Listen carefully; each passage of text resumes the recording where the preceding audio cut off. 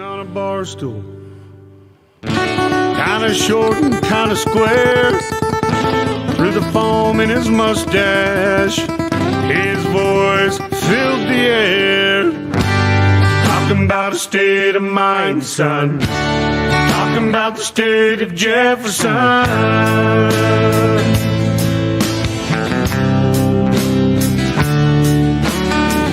It's a wave on a dusty road. It's a logger's heavy load. It's the cattle on the hill. It's a range full of thrills. It's a way of life settles in your soul. Settles in your soul. Good morning, everyone. Welcome to Jefferson State of Mind. I'm here this morning with my partner, Carpenter. How you doing, buddy? Okay. Yeah, the new mic works really well. Yeah, it does. I know it does. Headphones work really well. I'm sitting way back, too. But anyway, as we are here with the Bass Man in there, he's giving us the I love you sign. Love you too, brother. Anyway, we have a very important guest on today. It's going to be a lot of fun. We have Mark Baird on. How you doing, Mark? Oh, looks like you're still muted, brother. No, I'm not. There you are. There you go. Okay. Cool. How you? Okay, how you doing? how are you guys? We're doing good. So far, so good. Mark is the founder of the current movement of State of Jefferson.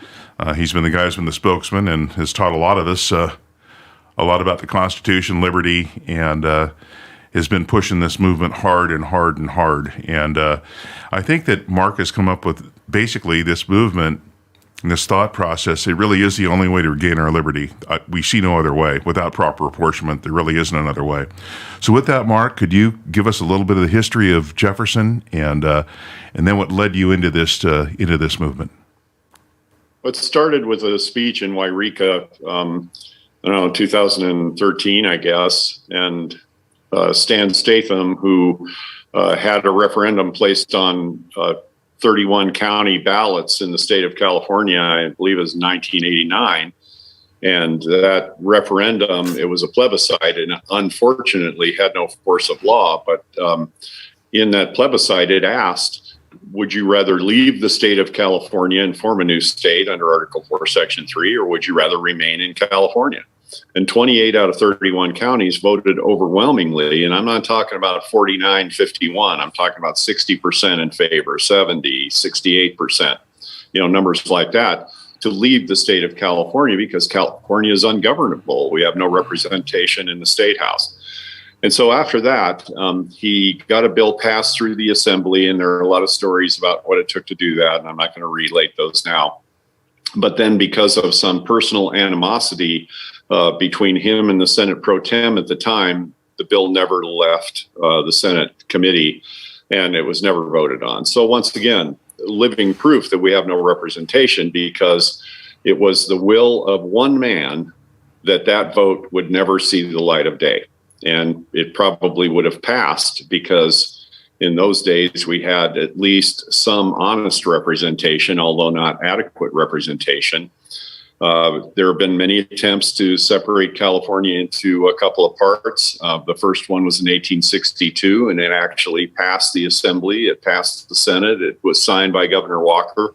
It went back to the United States Senate, and the Civil War started, and then that was the end of it. They just shelved the bill. They took no action on it at all, probably because they had bigger fish to fry. In 1941, people tried again, and that was more a publicity stunt than it was a Article 4, Section 3 attempt to split California, but it gained a tremendous amount of publicity and had a tremendous amount of support. And then in 1989, Stan Statham and Senator Maurice Johansson tried again, and I've already told you about that. So after that speech, we were standing around and saying, hey, this is all true. Does anybody want to do anything about it? And people said yes. And so somehow I ended up in charge of the thing. I didn't want that. No one else volunteered. So here we are. And what we did was we invented a tool we called a declaration to withdraw from the state of California and form the 51st state. And we drew this up and got popular support in Siskiyou County, took it in front of our Board of Supervisors, and we won that vote 4-1. And then that night, a Modoc County supervisor called me on the telephone and had apparently heard about this and said, send us one of those declarations. We're going to vote on it. And I asked, don't you want to hear the pitch? And she said, no, I don't want to hear the pitch. We already know what the pitch is. We need to get away from California because we're not going to make it under California's government. And then it went that way. And we, through various methods, some boards of supervisors, for example, Shasta County, and it's funny because this is a pattern that Shasta County has exhibited, and you guys are trying to do something about that by recalling supervisors.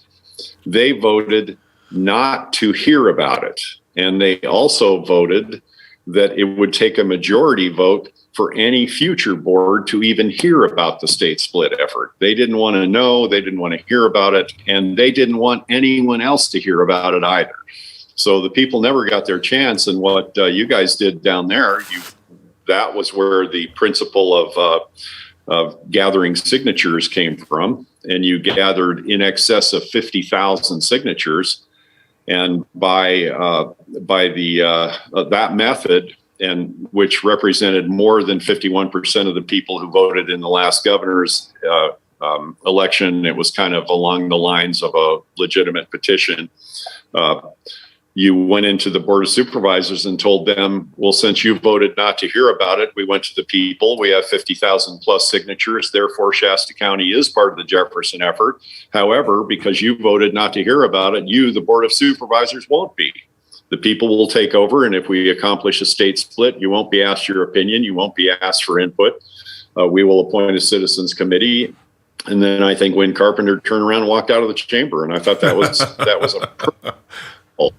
a perfect example of local government from the bottom up, not the top down. And that's what we need here. We need it to survive here. So we went through the process in I think 21 counties, and we have declarations achieved through various means in 21 counties. And we submitted those to the state parliamentarian and the pro tem of the Senate to distribute copies to each and every member of the legislature in California. I doubt that was ever done. We can't hold them responsible because we have no representation, so we don't know. And we then instituted a campaign that lasted about a year and a half, where we called state senators and state assemblymen every day, and I personally called them all every single day. And that resulted in hundreds of thousands of phone calls, hundreds of thousands of emails, tens of thousands of personal visits to legislators' offices. And as a result of that, we did not get one single legislator who ever invited us in to find out what we wanted or why we wanted it. And I find that astounding. That fact in itself is pretty telling. In fact, we had people who tried to visit their representative, and it was one of the southern counties of Jefferson. And they were told that their representative never has face-to-face meetings with his constituents. He never does. And so with a state senator that represents 1 million people, you can obviously see that he doesn't care what you as an individual wants. He probably doesn't even care what your community wants, because you don't represent enough money to get him elected. And if you want to know where politics issues from in California, follow the money. Because I'd love to look at that guy's calendar and see the ratio of 0 meetings with constituents and then meetings with lobbyists on the other hand. Now, I'll bet you he has a lot of the one and none of the other. So you can tell where the political power is. And I'll give you a short story before I move on. In Wairika, the local tribe wanted a casino. We had a vote in Siskiyou County, and people voted, I think it was 83%. Against having a gaming casino in the city of Wairika, and the other 15 or 18% voted to have it. So 83 to 15 against the casino. So here's what they did. Their lobbyist went to a Los Angeles County state senator. He introduced a bill to approve an Indian gaming casino in Wairika, California. And by the way, as we were trying to send emails to this guy not to author this bill, they would bounce back automatically. Well, I don't represent you, therefore you need to talk to your own guy, not me. So you couldn't even communicate with this guy because he didn't represent us. He represents Los Angeles County. And apparently, when he stood up in front of the Senate of the state of California at the podium to champion this bill, he said, well, nobody's against this. But nobody asked the people that were going to be affected by it because he doesn't represent us, and that was his story.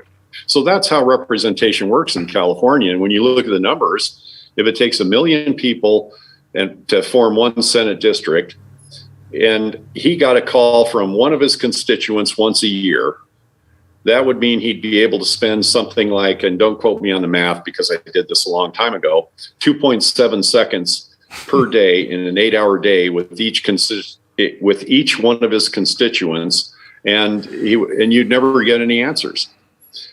So what we proposed in the state of Jefferson, well, let me finish the story here. So then we did that, and that didn't work because no one cared, because they don't represent us, and they don't care what we think, and they don't care what we want. They don't have to answer us, and we can't make them, apparently. So what we did was we sued the state of California in a lawsuit called Citizens for Fair Representation v. California. And the courts, who steal your liberty every day, and we can talk about that later if you want. In an hour show, you just can't cover all this stuff. Denied us the opportunity to state our case. In other words, we never got into a courtroom and we never got to explain the case. They accused us of lack of standing. The people of the state of California don't have the ability to talk about their case, and so therefore case dismissed. Mark. And it went like that up through the Ninth Circuit, and there were a lot of shenanigans, but we never, after we spent almost $750,000, which we got from our supporters, basically a couple of bucks at a time, we never even got in front of a judge. And that's how California works. Mark? So I don't know if I lost you or not. The picture seems frozen, so chime in if you're still there. Can you hear me? Mark, can you hear me? I lost you. Can you hear me? Can you hear me now? Okay. So, can you hear? Let me know when you can hear me, Mark. Okay. Let's see. We can still see it. I think you're gone. Can you hear me now? I'll try starting over. Try to drop back in, buddy.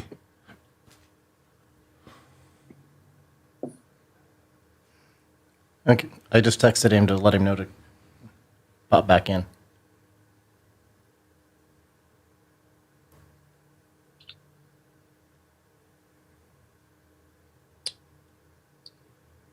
Can you hear me now? Mark, can you hear me now?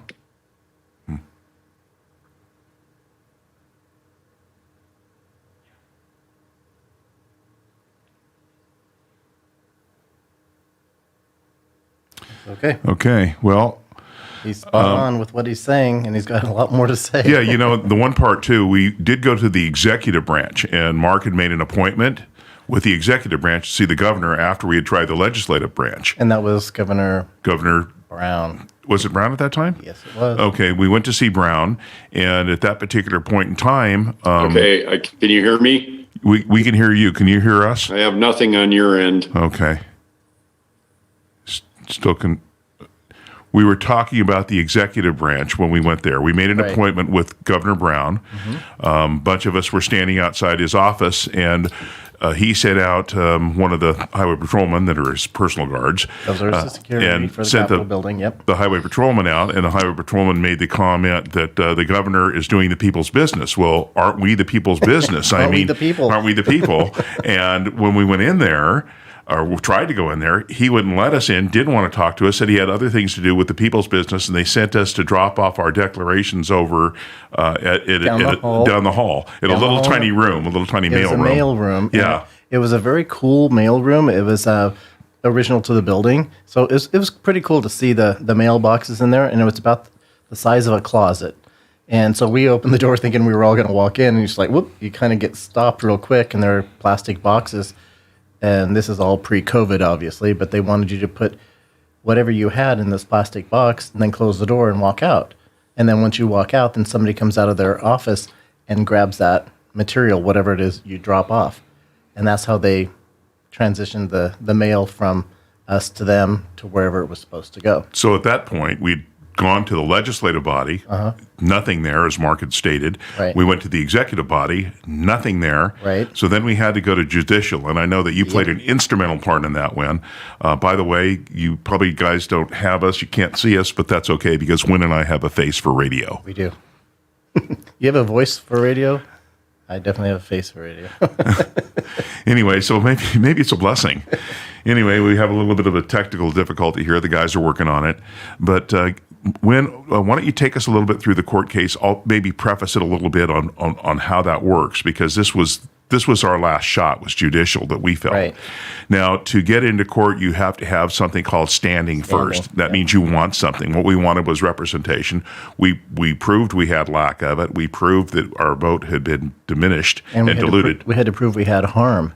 Well, the thing was that's the second part. First you have standing, then you have harm. Right. And that is that you're proving, saying, hey, and this is the outcome of it, our voices aren't heard, our votes don't count, blah, blah, blah, blah, blah. So there must be a remedy by the court. Now, we knew that the remedy of the court could not be, okay, California, you need to give these guys a state, because we knew that.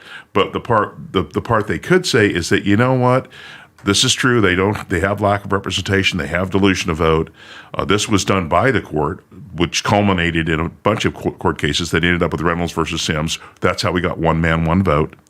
And since that all culminated there, we believe that the courts could come up with a determination saying, okay, California, sit down with these guys. I don't care how you do it, but you need to work it out so that they have representation. Because they have standing. They have standing. And they had harm. And harm. And therefore, we need a remedy. We need a remedy. And that's what we were trying to prove. And by doing so, we went, like you said, down to Sacramento multiple times to just speak with legislators, assembly and senators, and not one of them would take a talk with us. Especially even our own in the North State, we have 4, I believe at the time, 4 or 5 legislators that represent the counties of the territory of Jefferson. And at the time, it was only, what was there, 11 or 12 counties at the time when we first started doing this, and then it ballooned up to 23. So we have 23 counties that have all done these documents that Mark was referring to. And they did it in various forms and fashions. So we were turning all the documentation into them to show that, hey, we have harm, and these people are supporting this. For every county, we were giving them a total package of what we had. And obviously, they didn't want to see it, they didn't want to hear it, so we had to file for the courts. And so in going through that process, we had to go to the federal court. So we went to the federal court first in the federal building there, downtown Sacramento, went through that process. And right out of the gate, the judge said that we had a case for a 3-judge court. Can you explain why that is relevant to this and why that was so important to get that 3-judge court? 3-judge court hears everything. They look at everything, they hear both sides, and they go through the process, and they make a determination as to what the next step may be, whether you go on to another court level or you have the remedy sought with the legislature. And so there were many ways, well, I shouldn't say many, there are several ways to do that, but we had to get that panel, that 3-judge court panel first. And right out of the get-go, we got it. Then she reneged it. She pulled it back. That has never happened in a court case in the country. In history, I know in that the history of our country, that has never happened. Our attorney. What does that tell you? Yeah, well, the thing is, we're on to something. Yes, but the other part about a 3-judge court is the fact that once you have a case that's dilution of vote or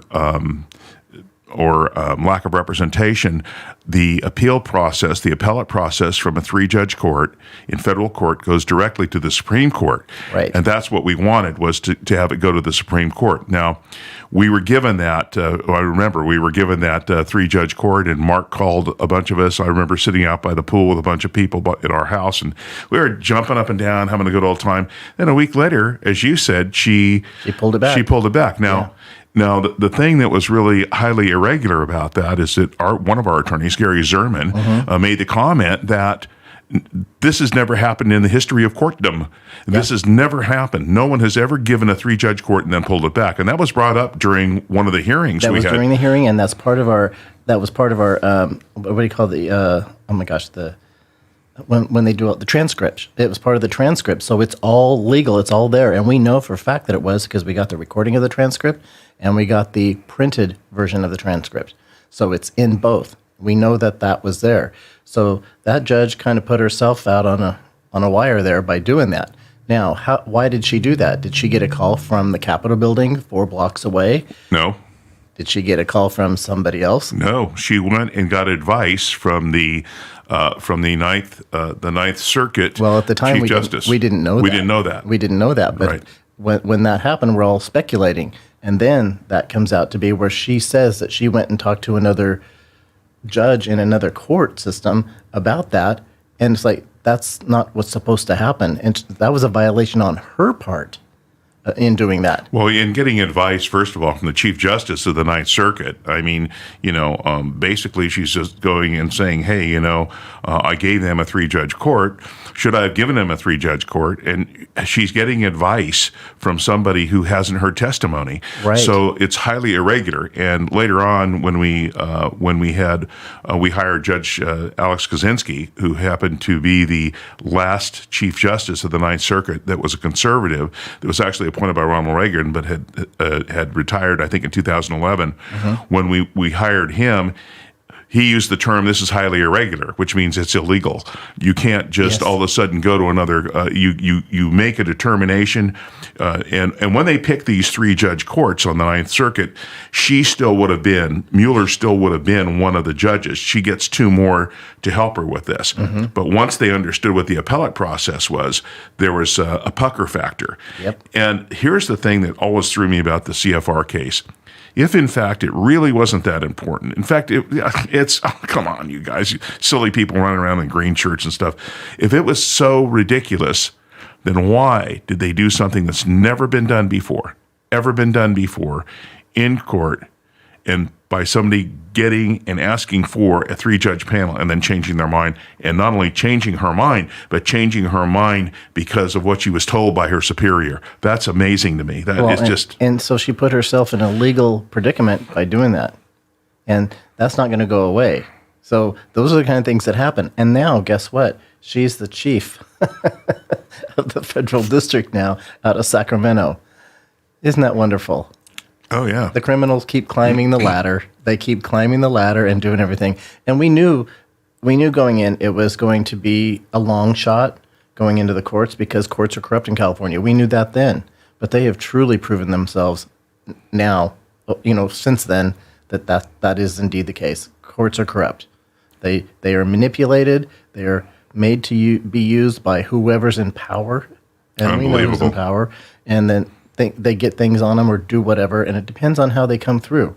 And not to bash a party one way or the other, but she was an Obama appointee, so she's going to do whatever that party says she needs to do. Okay, maybe we can text Mark to see if he jumps back in or not, because, we'll have Wynn text him. If not, can you show our beautiful faces? You can see.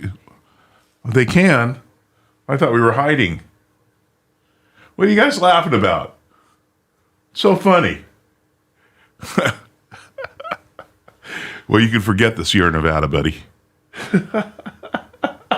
It's going to be Old Milwaukee Light. Keystone. Generic beer. Cerveza. Oh, my gosh. Yeah, so anyway, as we look at this court case, and the other thing about the CFR case is that was for all Californians. That wasn't for Jefferson. Again, we couldn't create a state out of a court case. That isn't the way it works. Right. But we were trying to get representation for everybody, and a lot of the people that we had were from the Bay Area, from all over the state, and people keep calling it the State of Jefferson court case. It wasn't the State of Jefferson court case. Citizens for Fair Representation. That was the name of the court case. We did that intentionally because we knew that we needed to do it for all Californians, not just our own little bubble up here in the North State, although that would have been great, but that's not the way it works. And we knew that, and that wasn't going to be fair to all the people that are elsewhere that want to have fair representation as well within our state. And we knew that. So we had to do it for everybody.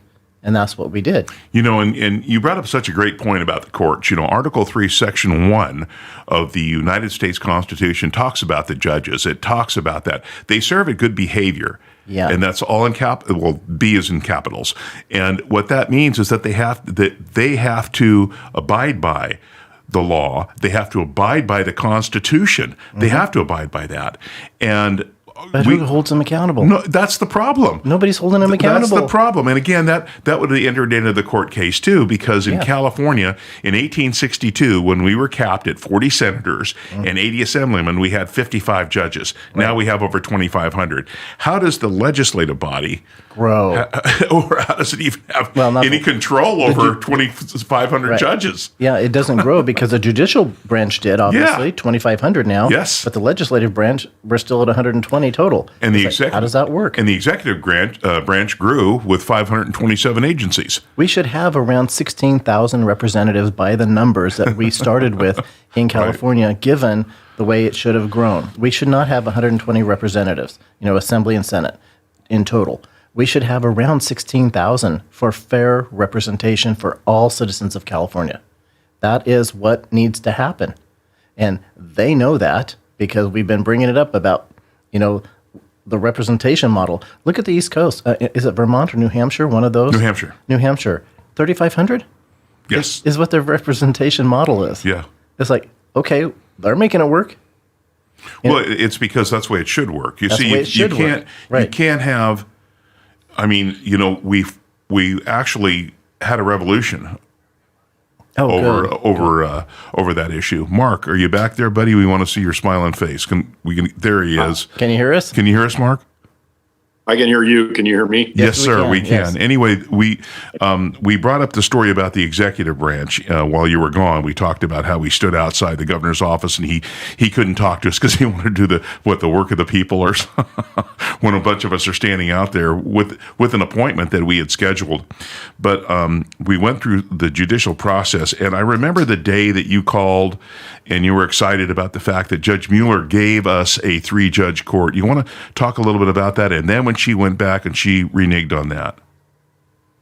Well, she issued a 3-judge court, which was mandated to her by Shapiro v. McManus. In other words, the Supreme Court did not leave room for federal judges to decide whether representation in apportionment cases were important enough or whether citizens had standing to bring those cases before the federal court.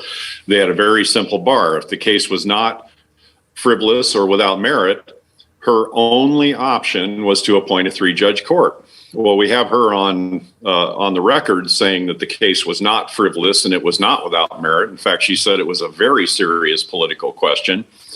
But then, having said that, she denied us the standing to bring the case in front of the court. In other words, what she said was, the people of the state of California have no business asking for better representation in front of the federal court. And I was astounded at that. But she issued the order for the 3-judge court. And then, what was it, 3 or 4 days later, she changed her mind after the state whined because she issued the 3-judge court, and essentially the state objected to that. And so she had illicit conversations with the Ninth Circuit regarding a case for which they had not been briefed. And according to her, the chief magistrate told her to deny us standing. Yeah, we never got our day in court in front of the Ninth Circuit. We never got to state our case. We never got to say why we wanted to be there. I mean, it was the most ridiculous thing I'd ever heard. But what it did was it cost us hundreds of thousands of dollars to try to appeal that decision. And in the end, the court said, no, the people of the state of California have no business in front of us. And so why don't we use an analogy? Let's say Xi Jinping, president of China, was able to get his monoparty. Oh, what do you know? The Communist Party is the monoparty in China. And what if he was to be able to get his monoparty to agree to make him president for life. In other words, deny representation to the people. They'd never be able to elect anyone else. Even in communism, he would be president for life. Oh, wait a minute. He was able to do that. Well, then let's say that the court in China represented justice, and the Chinese people sued Xi Jinping over this president for life thing because they didn't feel like they had any representation. And what if that court then turned to those people and said, oh, I'm sorry, you don't have any standing to bring this case in front of us? What would they do then? In other words, if you have gone to the ballot box and you have gone to the jury box and you've gone to the soap box, what boxes are left to you? 357. Well, in China, they don't have that opportunity because they don't have a Second Amendment. Because Mao Zedong, another president for life, said political power comes out of the barrel of a gun. And Joseph Stalin said, we don't let our people have guns, and ideas are more dangerous than guns. Why would we let them have ideas? Well, that sounds an awful lot like the state of California. They've legislatively banned the Second Amendment, and now their shills in the federal court have banned the First Amendment. And they've said that the people of the state of California don't have the authority to confront the government and ask for better representation. Unbelievable. You have a case we'll talk about in a minute with the Second Amendment. We want to talk about that a little bit, but you touched on so many things there. I mean, we do have a monoparty in California. We are in a position where we have no representation. The court system is extremely corrupt. And now we're fighting for the Second Amendment, what we can do, and you've got a great case going. We're fighting for the Second Amendment right now, in keeping that in a way that that it was originally intended. And I'd like you to talk a little bit about that Second Amendment case, and we'll get back to Jefferson. But I think that's very, very important because there are some things that were determined by the Supreme Court in their opinions, and I want you to bring those up. So bring us up to speed there, partner. Well, as far as the Second Amendment case goes, my contention is, my allegation is that the state of California has banned the Second Amendment legislatively, and that's interpreted through Penal Code 25850, 26400, and 26350, which is an outright ban on the open carry of either loaded or unloaded pistols or rifles in the state of California.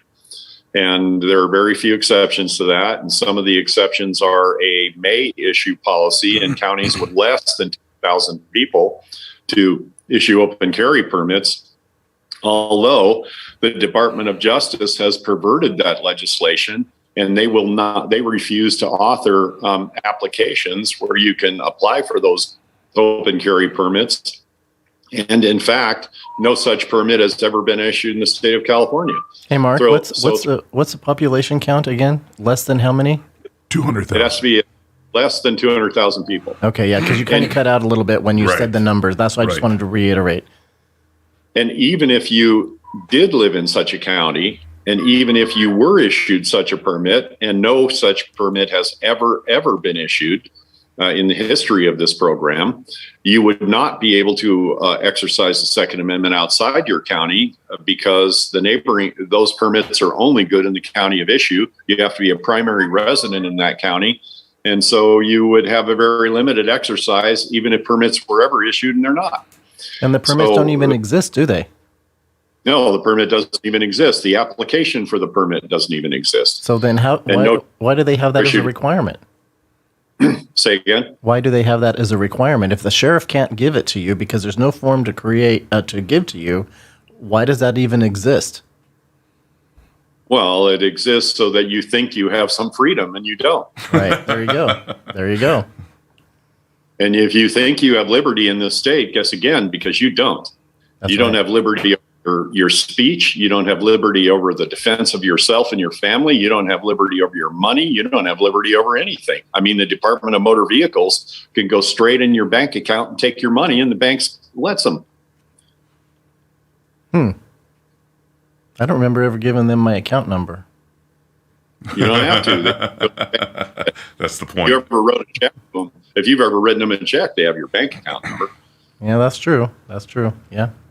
But the point is, you have no liberty in California, and you have no hope of regaining it, because one state senator represents 1 million people, and he doesn't care what you want. He doesn't care what you think, and you don't have the money or the political power to make him. In fact, you and 5,000 of your best friends don't have the political power to make him. So what kind of state do we live in? And the answer to that is totalitarian. And if you doubt that, look at what the governor did with the Emergency Services Act, where he closed all of the businesses in California, bankrupt my business, first of all. So I have a personal account of that.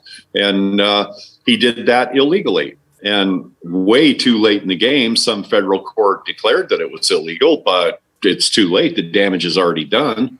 And now the next step down the pipe is you won't be allowed to have a job if you don't agree to inject a foreign substance into your body. Yeah, and the sad thing about that is now they're pushing it on the kids. That's just atrocious. They're pushing it on the kids, between 5 and 12?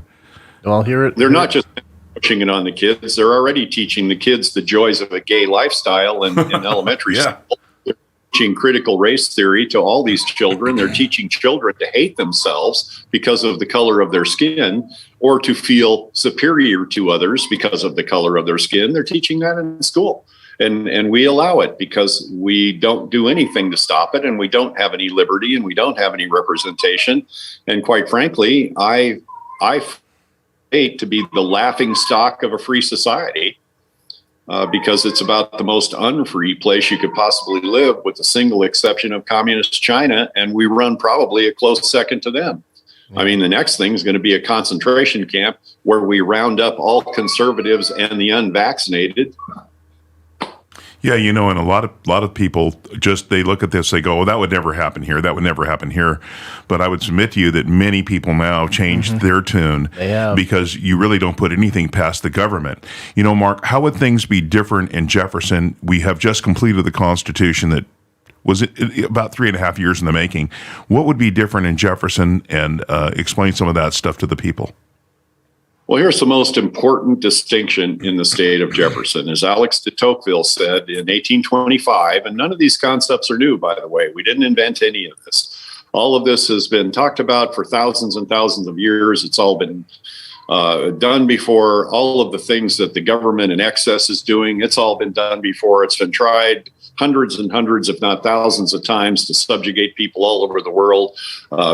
Tens, if not hundreds of millions of people have been murdered by their own government, or imprisoned by their own government, or subjugated by their own government. So none of this stuff is new, folks. But here's how we propose to do it in Jefferson. We propose to go back to the beginning, because as Alex de Tocqueville said in 1825, the greatest form of government known to man, and he was referring to the United States, by the way, in his book that was called The American Republic, until somebody changed it to democracy in America, is we don't have a democracy here. We have a constitutional republic. But he said the greatest form of government known to man was the township. And that referred to, in those days, 1 square mile, and it would be roughly called a county now. So what he meant was people must issue orders to their government from the bottom up. And so you have the representation in your county because it is a small enough area and the districts are small enough that the people who govern you have to consider what you say, and they have to consider what you think. And there is the consequence if they fail to do that. And that consequence is they lose their job in the next election. So in Jefferson, we propose to have one or multiples of one state senator for each and every single county, so that counties will have equal representation in one house of government. And then we propose to have the assembly proportioned by people, but it would be a rate of, I don't know, say 1 for 5,000. If I had my way, it'd be 1 for 2,500, but that number could be, say, 1 for 10,000. All right, so if you consider that an assemblyman represents 10,000 people, it would not be a big stretch for you to form a political action committee with your neighbors and go out and knock on enough doors and reach enough people that you could easily get rid of a bum or a crook if you should happen to elect one. And it would be cheap enough that you could afford to do it. Because in California, 98% of the time, the incumbent wins. Challengers can't afford to run an election campaign. It costs too much money. You have to be on the take from the California State Teachers Association, CalPERS, California Nurses Association, California Firefighters Association, and all the big corporations to gather the money that it takes to win one of these elections. And the average guy isn't on those payrolls. He isn't on that payola bribe list. Only active legislators are on the bribe list. And if you doubt that, ask yourself, how did Joe Biden become a multi-millionaire when the only job he's ever had is 50 years in the United States Senate? How does that occur? They don't get paid $1 million a year. They don't even get paid $500,000 a year. So how can you multiply Nancy Pelosi's assembly payroll into millions, if not hundreds of millions of dollars, and the only job she's ever had is a congresswoman? Well, the answer to that's simple. There's some pay crossing the table somewhere that we're not privy to. And we would prevent that in Jefferson with small enough districts that the legislator would have to care what his voters think, because if he didn't, you could get rid of him.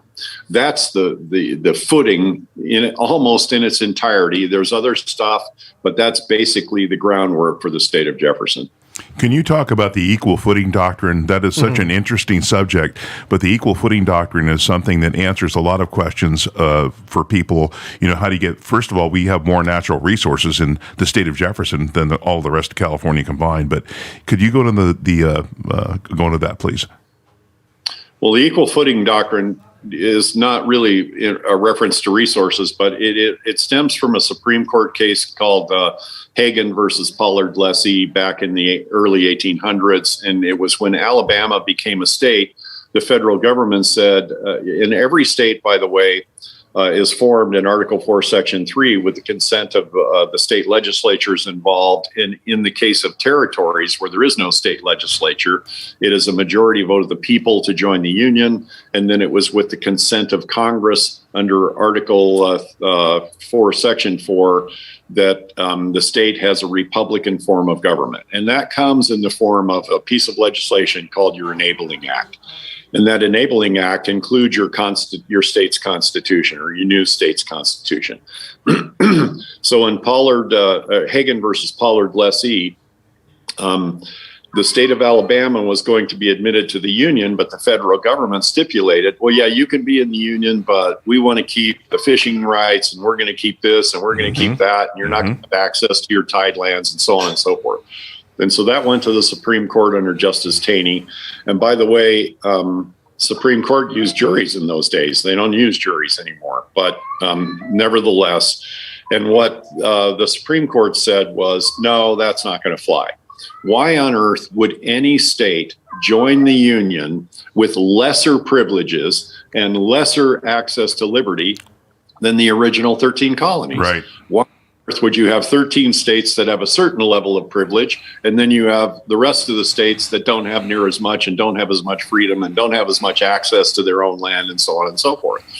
So under the equal footing doctrine, the state of Jefferson, we hope, would force the federal government to return all state lands that they manage, BLM, national forest land, so on and so forth, water rights, whatever, to state control, so that we would be on an equal footing with the original 13 states.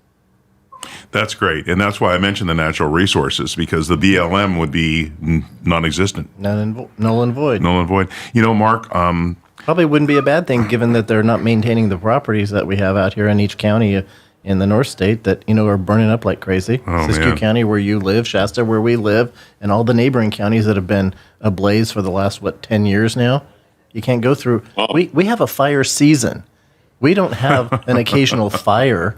We have a season that perpetuates, because then, like the holidays, whether it's nature or these jack wagons that go out there and light the fires that are not being held accountable. But we have all these things that are happening here in the North State that are total violations to all the sovereign citizens that live here. Can you touch on that, Mark? I mean, you have some, share the knowledge that you have on that. I mean, all these fires and how that works. Just share with us what you can in lieu of your experiences. Well, I mean, the first statement I'd make is we hold these truths to be self-evident. Yes. Some of the things that are happening to us are self-evident. I mean, look around you, folks. Open your eyes, open your ears. These things aren't hard to see.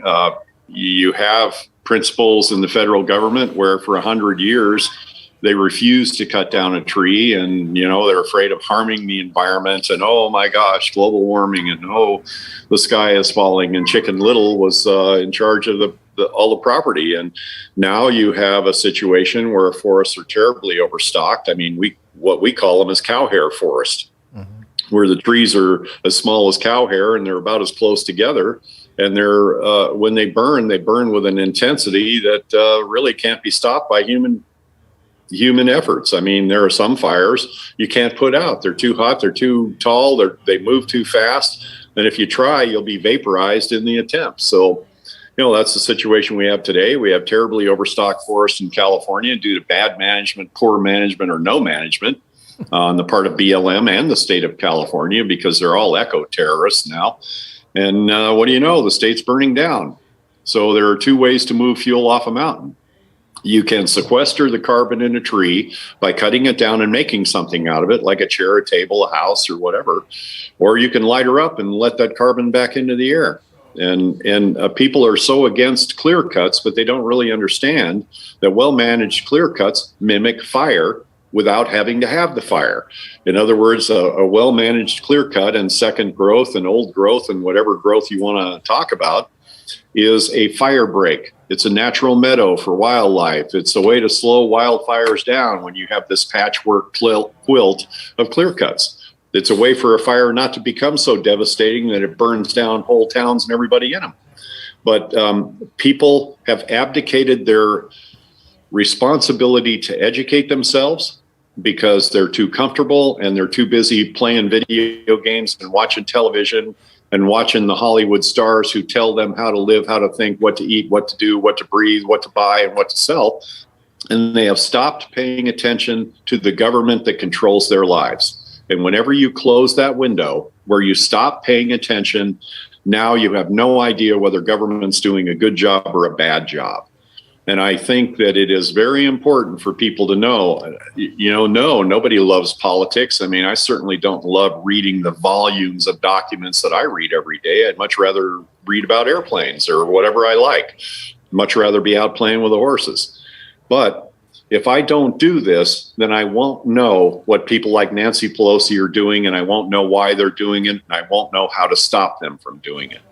So it is time to wake up, folks. In fact, it's probably almost too late to wake up. Mark, we have... Don't go now, ahead. Let him go. You can give away your liberty forever because it'll be gone. We have a caller on the line. Who's the caller?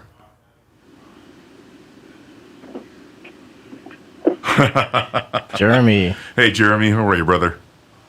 Good. I just had a quick question for you guys and Mark just about the California wildfire stuff. Okay, shoot. Shoot away, buddy. So we've got this seasonal fire season now, and I was born and raised in Shasta County, and it definitely seems to be a lot more out of hand than it's been in the past. And I totally get forest management is a huge issue, but since I started producing this Red, White, and Blueprint documentary, I've got whistleblowers coming out left and right, and they're talking about CAL FIRE. And these are guys that actually either work with or for CAL FIRE. And they're saying, at this point, we don't really put out fires as much as we manage them because there's a lot of money involved. And it'll be to a point where you've got 30 dozers sitting on a truck, and they're being rented at $3,500 a day, and the rental company is making a boatload, and the whoever's kind of managing the fire is saying, hey, don't get the dozers out yet, let them sit. This thing's 10,000 acres, and we don't start making big money till it gets up to 100,000 acres or whatever. And the water truck guys are making money. Everybody's making money, and so they'll just, if they can stomp out a fire quick, they'll just wait until it's blowing up, and then they go in and attack it. And every now and then it gets out of hand, and that's just, it's unfortunate that entire towns burn down. We didn't mean it for it to get that far, but there's just a lot of money. Even a few years ago, I heard one guy who was a contractor that did a ton of work for CAL FIRE was arrested for flying a private plane up in Northern California and just throwing flares out. Boom, boom, boom, because he wanted to get the season started a little quicker. So any thoughts there? Have you guys heard about that? I've been hearing this over and over, and it doesn't really fit with this documentary, but I'm like, wow, this is pretty insane. I don't even know what to do with this. What do you think, Mark? Well, I don't have any, I have my own opinion about it. I don't have any empirical evidence that that's what takes place, but it certainly, when you look at the anecdotal evidence, it certainly is suspicious. And I do know one thing, though, and I have to say this in defense of firefighters. There are times in the cycle of a fire where you physically, you can't get in the way. You can't, because you would, like I said, you'd vaporize. I've seen walls of flame this year that if you had a dozer crew down there, they wouldn't last 1 second because they'd vaporize as the fire consumed them. So I do understand the principle of the black box, which is to say you have to pick a defensible line, but then you've got to create that line before the fire gets to it. And then fire being what it is, you hope the fire doesn't jump the line. Do I think that there are times when the response should have been bring more sooner? Yeah, sure I do. There are a lot of those. Do I think that affluent counties receive a little bit better coverage than counties like Siskiyou and Trinity? Absolutely. Of course I do.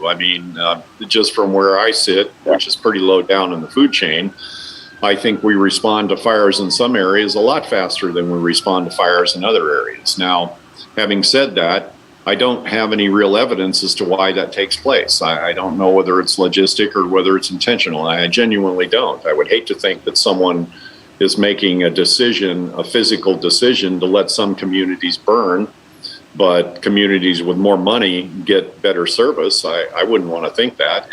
Maybe it's true, maybe it isn't. I just don't know.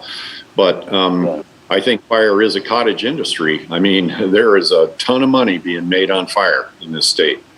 And I think everybody's the loser out of these wildfires, everybody.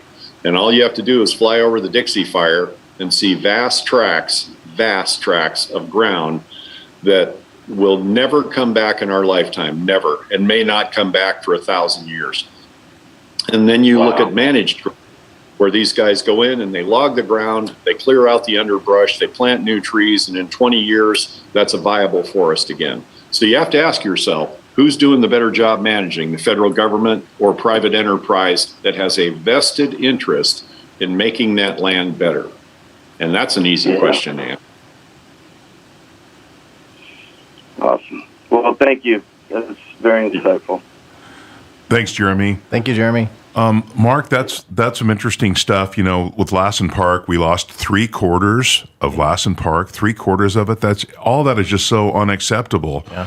And we also these small rural towns. Yes. Through Plumas County, all the other counties. And that was just this year. Mm-hmm. And you think about everything that's been going on for the past years. The fires.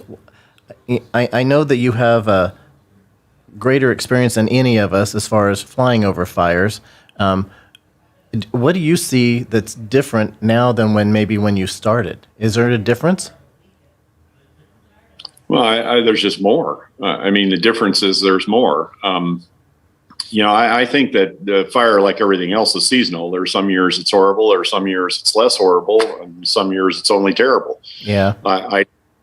Fire is good. I don't think fire is a viable way to get rid of a forest, for sure. I think employing people and creating jobs and wood chip fired energy plants. I think the products that we used to make in California employed entire communities. I know in Siskiyou County and Shasta County and Trinity County, absolutely, Del Norte County and Humboldt County were the jewels of California, because we produced so much product and we were net contributors to the general fund, and that was timber. And I think you guys are gone again. So say something if you're still here. We're here. We can hear you.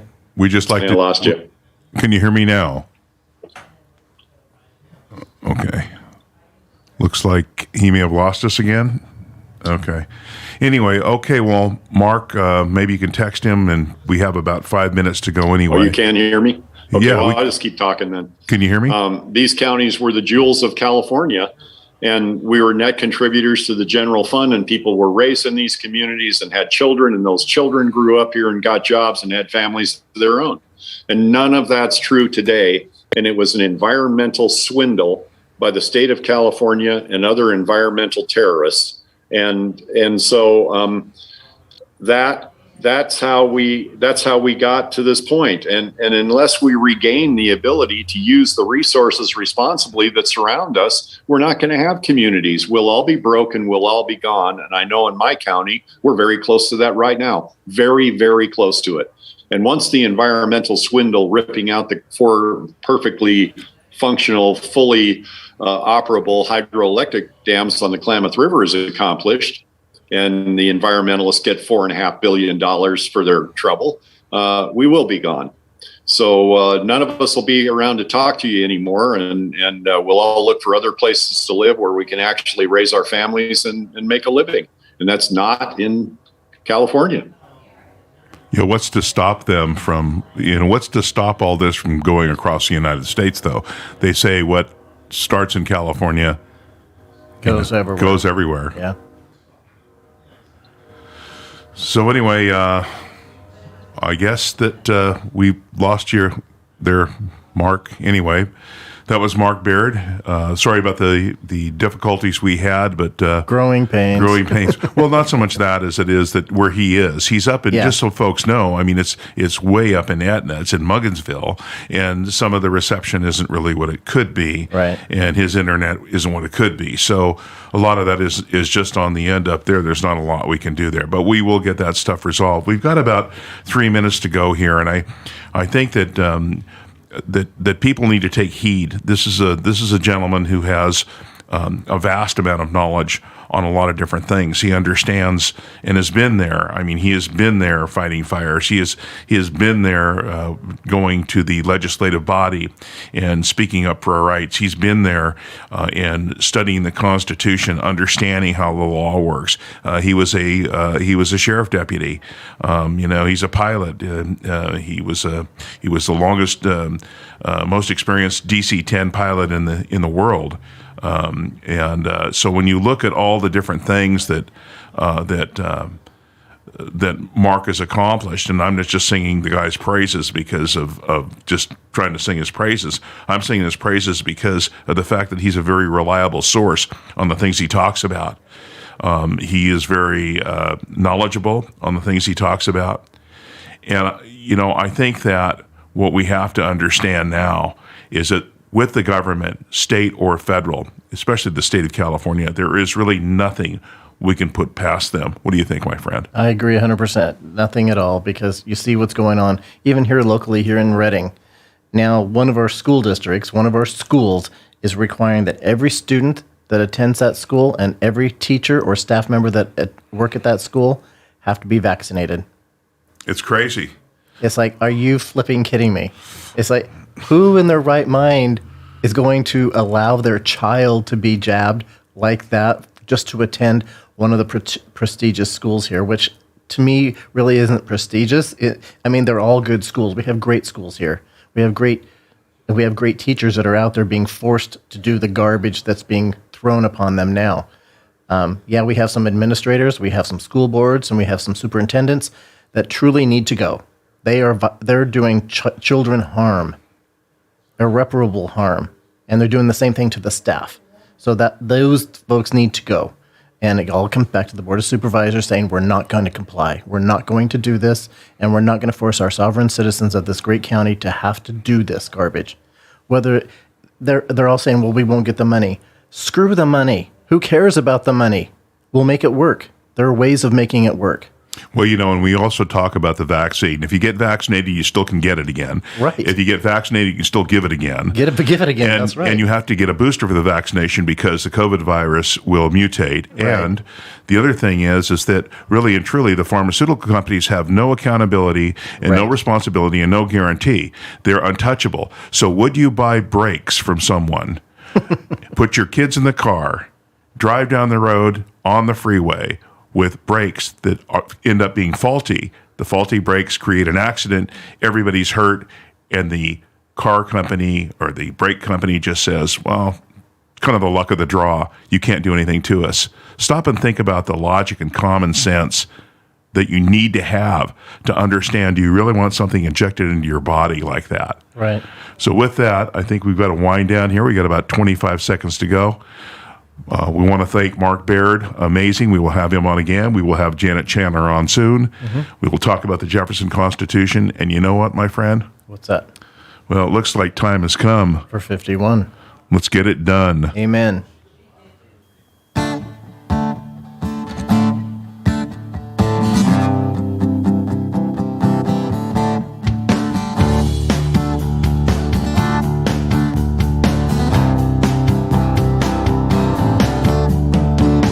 ACA, come out and play.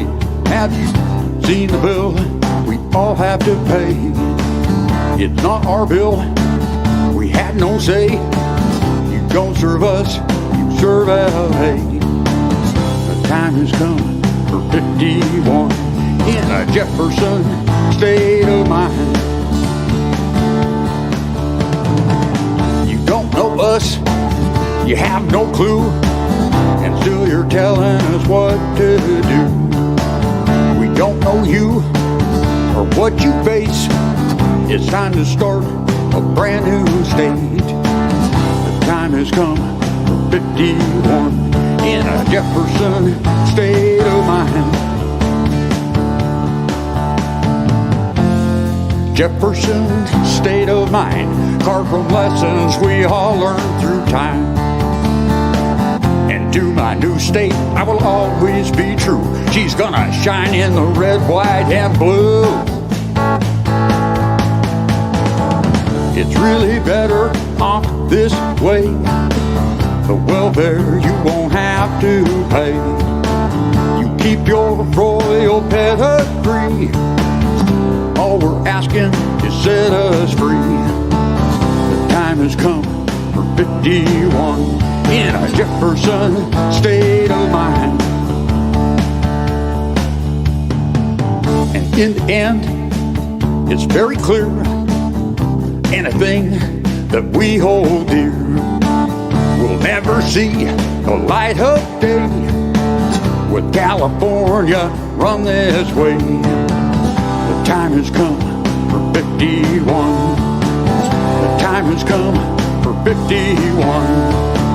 The time has come for 51 in a Jefferson state of mind. In a Jefferson state of mind. I'm in my Jefferson state